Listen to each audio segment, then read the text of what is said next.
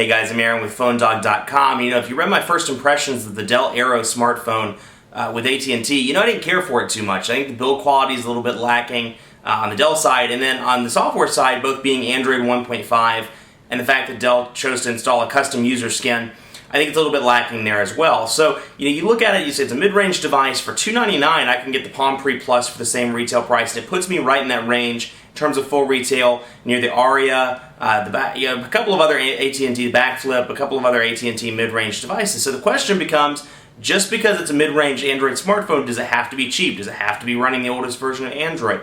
Does it have to have, you know, some sort of custom skin? The answer is no.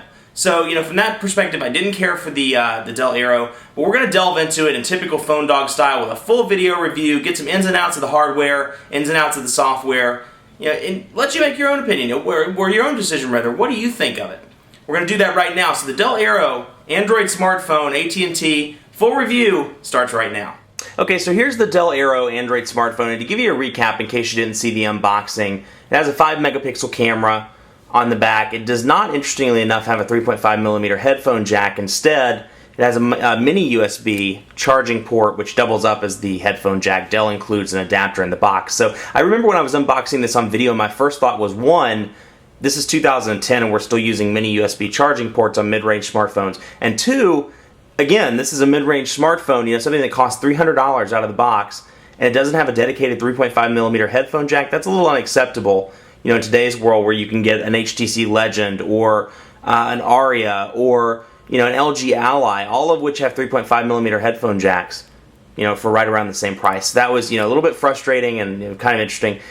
But the build quality, you know, it's all plastic, and it feels, you know, honestly to me, it feels kind of cheap in the hand. I don't know, maybe I'm spoiled by other mid-range devices like the HTC Legend, you know, but still, I mean, you look, both of these are mid-range devices, and look at the build quality difference. So, kind of frustrating there, you know, it's made of plastic, and you notice it as soon as you pull it out. I mean, it's all plastic, it's lightweight, so if you're in the market for a lightweight smartphone, you know, it might be something that interests you, but it's catch-22 because it's made entirely of plastic, and, you know, it feels kind of cheap in the hand. And also you can feel, you know, it has the buttons on the side, power on the left, back button on the left side as well. Interestingly enough, there are no capacitive buttons, or physical for that matter, on the bottom. So anytime you have to go back in a menu, if it doesn't have an option to go back, like up here, see how it says slide to home. If it doesn't have that, you have to press the button on the left side. On the right side, the volume rocker, and then a shortcut button for, and I can't remember honestly, so I'm going to press it until we find out. It's not doing anything. We'll come back to that. Camera shortcut button on the right, and then when you shake it, you know, you can feel the buttons wobbling a little bit. So again, back to the build quality. I don't mean to harp on it too much, but it is a little cheap in that department as well. Chrome on the sides, 5-megapixel camera on the back, prone to fingerprints, and then when I remove the back cover, you'll see the 1000 milliamp battery and a micro SD card installed, 2GB micro SD card. So let's quick run through the body. Let's get into the software. It's running Android 1.5, and it's a custom Dell user interface. You know, and Dell claims that this interface is so custom that you won't, you know, people that are used to Android 1.5 and wanted something, you know, a little bit higher like Android 2.1 or 2.2, they won't notice the difference. So, you know, I beg to differ. I don't know if that may be me being, you know, a little bit biased because I work with smartphones on a daily basis. But for people that have used Android 2.1 and 2.2 and are going back, they're going to notice an immediate difference. People that are, you know, first-time smartphone buyers won't. But still,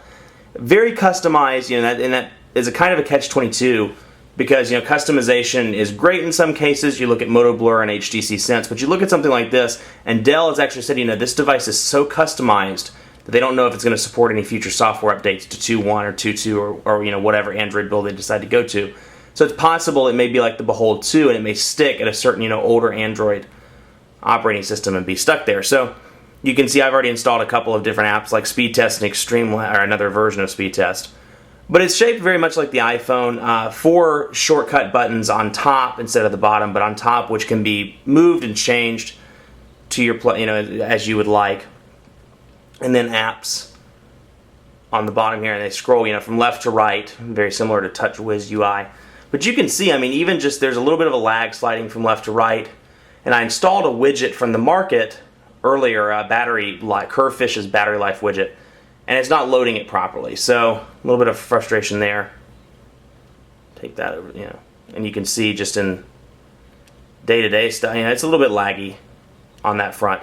No word on what exactly the processor is that's inside of this, but definitely laggy. 3.5-inch touchscreen, 262,000 colors. So, in terms of the display, it's a pretty decent display.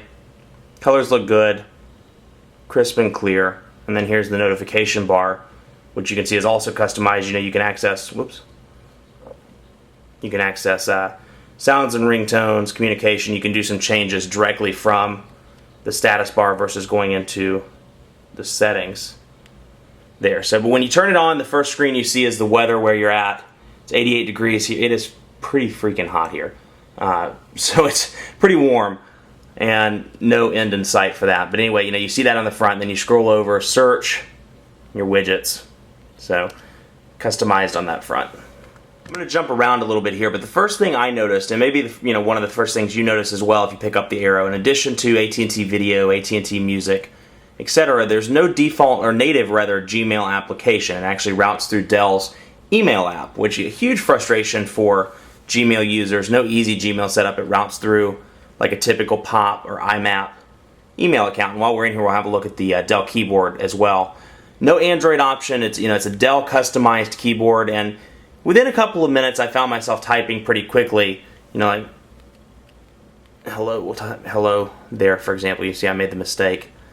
But relatively quickly. Still, the keys are pretty small. There's a little bit of space in between, but they're tiny. So maybe a point of frustration for people that type on a regular basis or have big hands in that regard. So there's the landscape. You can see it's pretty laggy on that front. There's the landscape, slightly bigger keys, but still a little bit different than the Android keyboard. A little bit of lag on the keyboard, not that much, but you really see the lag when you're going through menus, when you're going back, when you're switching around pretty quickly. That's where you notice it. Now, it has this pretty unintuitive, in my opinion, way to get back. So you're in this, you think, okay, I want to go back to the home screen. As I said before, there's no capacitive back button on the bottom of the display. So, people that pull this out of the box are going to think, how in the world do I get back? And it actually took me a couple of minutes of using it before I realized there are two options on how to get back. Using this app, for example, you can either press and hold the back arrow and it says slide to home. You can do it that way, or you can press the dedicated back button on the side. So, the buttons are there. It's just an unintuitive design, in my opinion, especially for people, first-time smartphone buyers that are used to, or anybody for that matter, that are used to seeing capacitive buttons on the bottom. Simple back button does the trick, or simple return to home does the trick. Instead, it's on the side and a little bit confusing. Now, you can go through here and see, similar to a right click or similar to pressing menu on a typical Android device, it'll give you the additional options. Manual setup's the only one in this case. But when we go into something like messaging, for example, compose a new message, you can see the options are a little bit wider ranging there. So kind of like the right click or a menu button there, but just generally unintuitive in my opinion, especially for a device that's solidly in the mid-range territory and is appealing to first-time Android users or first-time smartphone buyers. Not the best way to go about it, in my opinion. Let's take a look at some of the social networking options that come pre-installed. Facebook and Twitter are there out of the box, as well as Google Talk. And while I scroll through looking myself, YouTube, if you consider that a social networking option, are all there out of the box. But let's have a look at the Twitter app. It's actually a custom app put on the Dell Aero, and you can see it there. So we'll type, let's say, what's happening, get another look at the keyboard, on the Dell, on the Fel, not on the Fel, on the Dell Aero. So reasonable task, again, you can turn it to the side. You see that lag. And then we hit update.